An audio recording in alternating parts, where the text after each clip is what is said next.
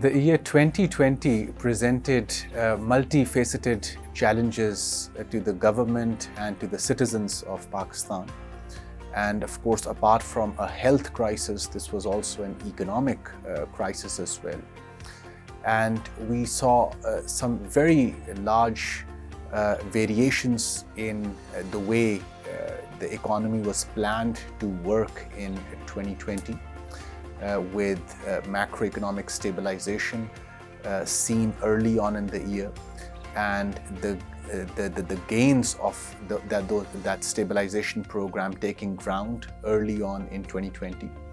However, a large part of these gains, of course, could not be consolidated due to COVID, which of course hit after February. And after COVID, two or three main challenges which were faced by the government. First was to expand the social safety nets. Second, of course, to get some relief from abroad in terms of extension in the maturing debt repayments, as well as approaching bilateral and multilateral funders for assistance towards health and related pandemic needs. But then the COVID-19 also, of course, derailed the structural reforms agenda which the government had agreed upon with the International Monetary Fund.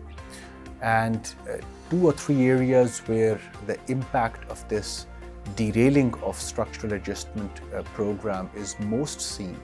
First, of course, is the setback in power sector reforms and the continued growth in the circular debt. Second, the fiscal deficit also continued to expand due to government's own borrowing needs to fund expanded current expenditures towards health as well as other related measures.